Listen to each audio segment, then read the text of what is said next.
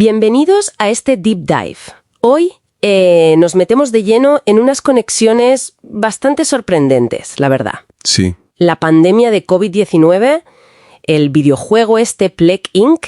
y cómo, distintas ficciones, ya sea cine, otros juegos, nos ayudan un poco a reflejar y a procesar crisis globales. Exacto. Hemos estado mirando varias fuentes que analizan justo esto y llama la atención cómo una simulación de estrategia y relatos apocalípticos pues conectaron tan fuerte con la gente durante una emergencia sanitaria real. Efectivamente. ¿Recuerdan ese momento en el que el mundo se detuvo? Cuando nos bombardearon a punta de noticias que desvivieron a más personas con la desinformación que con el mismo mal. Todo para causar una crisis económica a nivel mundial, generar miseria y un ambiente de desesperanza. Luego lucrarse con vacunas que no sirvieron para nada, antes todo lo contrario. Un plan salido de una mente maquiavélica que cambió nuestra forma de vivir. Cuando una amenaza invisible nos obligó a mirar la fragilidad de nuestra existencia. Pero, ¿qué pasaría si les dijera que mucho antes de que el COVID cambiara nuestras vidas ya estábamos jugando a la pandemia? Que una simulación digital nos había preparado de alguna extraña y seductora manera para la realidad.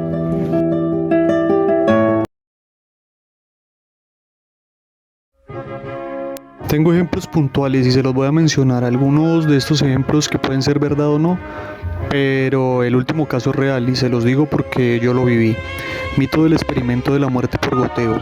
La historia cuenta que un condenado a muerte era atado a una camilla, se le vendaban los ojos y se le hacía creer que se le cortaban las venas y que se estaba ¿cómo lo decimos?, desaguando lentamente. Sin embargo, en realidad solo se le hacía un pequeño corte y seguido se colocaba un grifo o un recipiente con agua goteando para que el sonido de las gotas y la sensación de humedad simulara la pérdida de sangre. Supuestamente la persona moría debido a la convicción de que se estaba desangrando, experimentando un paro cardiorrespiratorio provocado por el pánico y el estrés extremo. En el número 2, el caso del paciente que tenía la anestesia. Un paciente que estaba a punto de ser operado y tenía un miedo terrible a la anestesia, convencido de que le causaría un paro cardíaco, ¿no? Antes de que le administraran cualquier sustancia, la enfermera le dijo: listo, ya le puse la anestesia.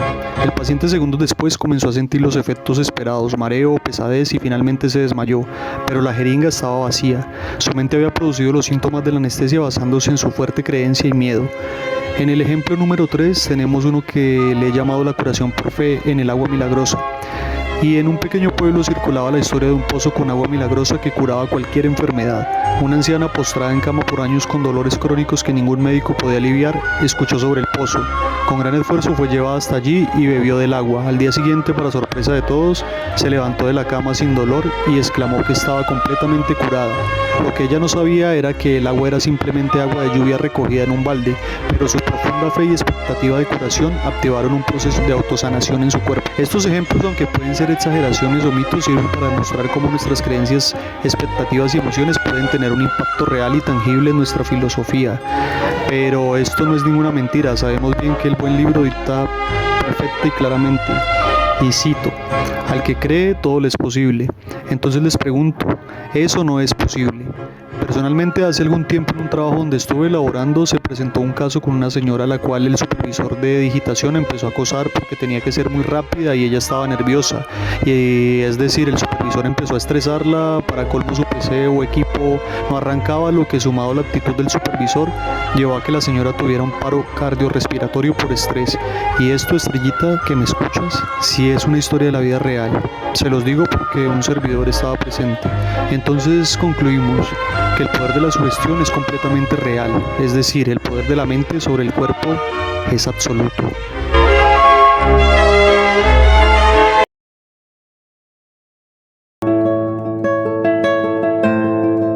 Esta parte la he denominado ecos de la realidad y la ficción.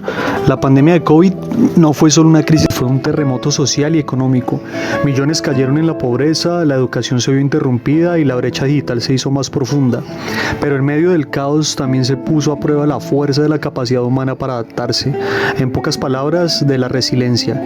Capacidad para adaptarnos, de encontrar una esperanza a la cual aferrarnos y del apoyo de la comunidad.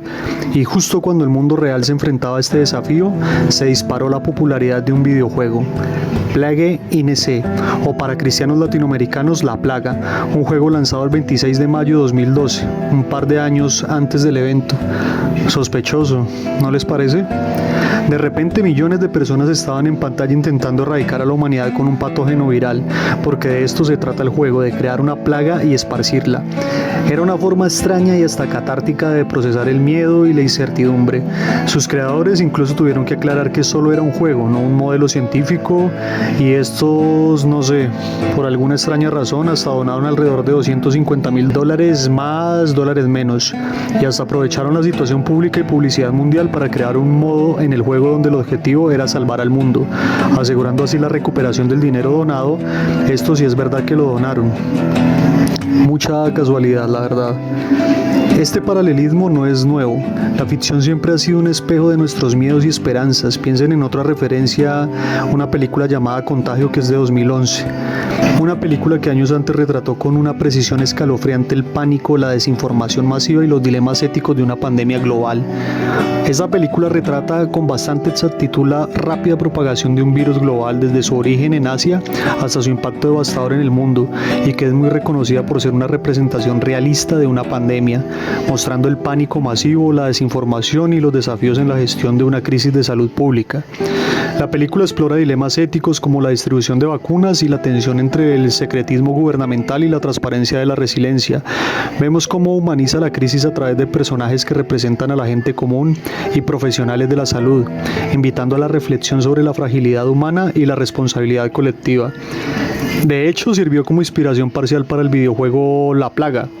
Lo gracioso es que se estrenó casi 3 o 4 años antes del incidente. Otra casualidad. Bueno, tenemos otro y con residencia en este canal, The Last of Us, un juego que te sumerge en un mundo pospandémico del cual ya hemos hablado, explorando la supervivencia, las decisiones morales difíciles y el lado más oscuro, pero también más humano de nuestra perfecta e imperfecta e impredecible naturaleza humana. Y qué decir de Fallout, que nos muestra un futuro devastado por la guerra nuclear, creando un ambiente pesimista y desolador, pero donde la humanidad, a pesar de nuestra tendencia a la autodestrucción y vicios recurrentes, repitiendo los mismos ciclos siempre, busca reconstruir, adaptarse y encontrar un nuevo comienzo, un nuevo propósito. Y es que, como decía un conferencista, cuando repites una mentira 1000 veces, termina convirtiéndose en una verdad. La pandemia no solo nos recordó lo vulnerables y frágiles que somos, sino que, como digo siempre, cuando se es malo para algo, pero se sigue intentando, solo queda mejorar, hasta convertirse en el mejor ejemplo y punto de referencia para el resto. También muestra la increíble capacidad que tenemos los humanos de resiliencia como especie, que la esperanza no es una ilusión y que contamos con una fuerza increíble para sobreponernos a la adversidad, y que, como siempre insisto, el motor que nos mueve a todos es el amor, ya sea propio o por los demás, un motor que nos permite encontrar sentido en las situaciones más difíciles y salir de ellas aún más fuertes que antes. Hemos visto cómo incluso en los escenarios más oscuros la conexión humana, el apoyo mutuo y la búsqueda de soluciones sin perder nuestros valores, y esto resaltado ya que tenemos la obligación de transmitirlos a la siguiente generación. Es una obligación por parte de todos nosotros, transmitir el fuego de la voluntad para seguir adelante. Así que disfruta de una caminata, suelta ya el móvil o el PC y date una vuelta. Respira, porque nadie sabe cuál es nuestro momento final. Mientras seguimos caminando hacia un futuro incierto, recordemos las lecciones aprendidas, que la adversidad no nos define, sino que revela de qué estamos hechos, que el amor, la fe y la esperanza, cualidades de las cuales el amor es el más grande, así lo menciona el buen libro, y que podemos construir un mañana mejor y más fuerte, porque siempre que sea destruir, que sea para construir algo más fuerte y mejor. Y eso, que no se te olvide, ser más consistentes y humanos, porque como dice el disco, para aferrarse a los valores hace falta fuerza y coraje. ¿Y qué esperas? ¿Un beso? Suscríbete, dale like y obedece los buenos consejos, encuentra la paz y síguela. Este es Rostis que se despide. Rostis, fuera. Y cerramos con una reflexión, una pregunta para darle vueltas. Si estas simulaciones y relatos nos ayudaron a procesar el pasado reciente, ¿qué tipo de narrativas necesitamos ahora? Buena pregunta. ¿Qué historias podrían ayudarnos a anticipar y prepararnos mejor ante futuros desafíos globales, quizás totalmente inesperados? Los análisis sugieren que el acto de contar historias tiene un poder intrínseco, no solo para entender o curar, sino también para prepararnos colectivamente para lo que venga. Ahí queda eso. El poder de las historias para el futuro.